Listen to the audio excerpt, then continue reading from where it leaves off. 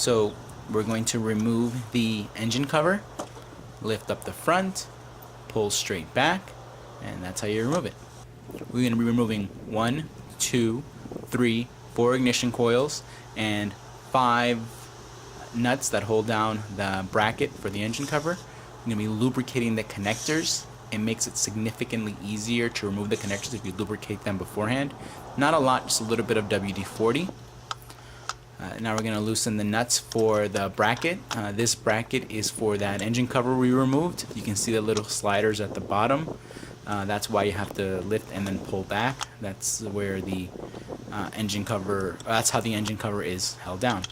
So we're going to remove these threaded studs, these nuts, and I'm just going to unscrew them. So here's the last one being removed, and the bracket just pulls straight out. No drama. Just easy to remove. Just set it to the side. Now we're going to remove the connector for the ignition coil. This can get a little tricky. You will need a flathead screwdriver, and you're going to push down that little tab, and don't push forward, just pull back on the connector. Here's another view. Again, we're going to use a flathead screwdriver or something comparable. Like I said, just push it down, push a little bit forward till you get underneath that little plastic tab, and then pull back on the connector without pushing forward on the screwdriver. There you go.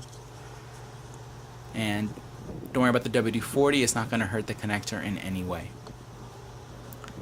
And here's number 2 being removed, number 3, and of course number 4.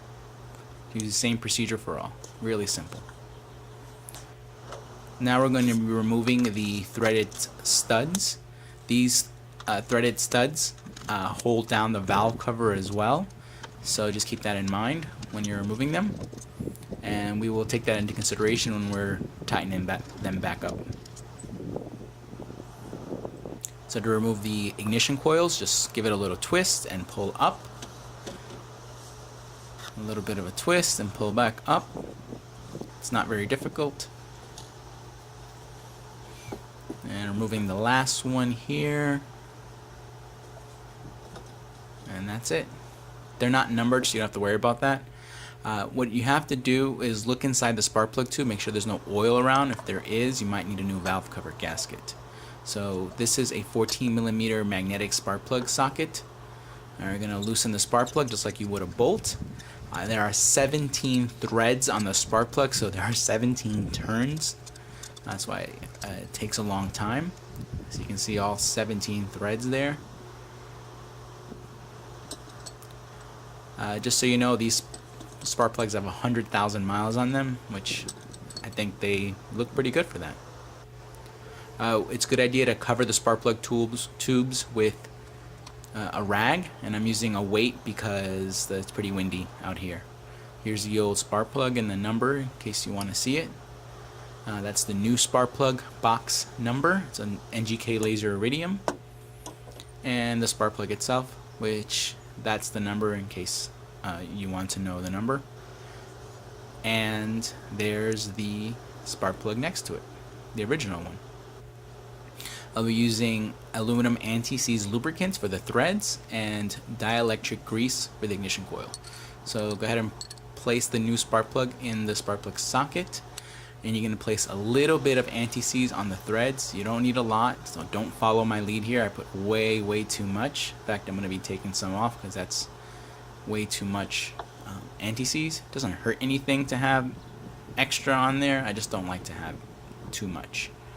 So it should be about that much. And carefully place the spark plug in the tube. Try not to touch the sides. And then thread it in by hand. All the way by hand first. No tools. It should thread in really smoothly. Again, it's 17 turns, so thread them all in by hand. And once you get to the end, it's going to give you time to tightening it. Now, you don't have to go super crazy on this. Just snug. What you're trying to do is crush that crush washer and then go a little bit more. So it's not super tight, just snug. And do the same thing for all the other spark plugs. By hand first. As you can see, no tool, just by hand. Make sure you don't cross thread. If it feels rough in any way, you're doing something wrong. You have to do it again. And there's number 4 being inserted. And then just tighten in the same way.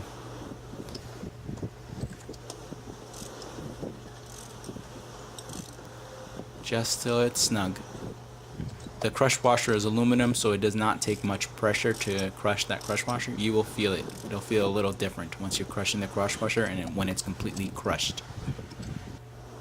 Now it's time for the dielectric grease. You're going to place a little bit in the ignition coil tube. This time I am putting the right amount. That's perfect. You're going to use some type of blunt instrument that's thin.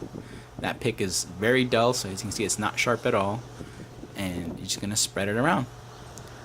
Now the idea behind the dielectric grease is it allows for easier removal and installation of the ignition coil. It prevents moisture and dust and dirt from getting between the ignition coil and the spark plug, and most importantly it prevents spark from leaking out and going to ground.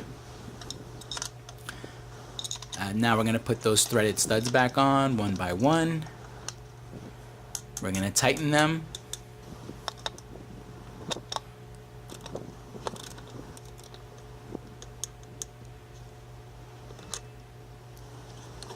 And we're going to put the fuel line back on in case you removed it. I'm going to put the bracket that I bet you forgot about back on.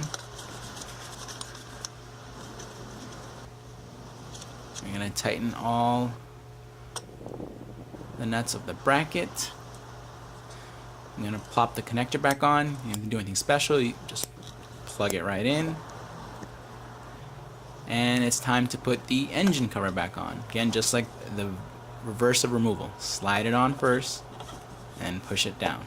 So thanks for watching. This has been a 2012 Mazda 3 2.0 SkyActiv spark plug change.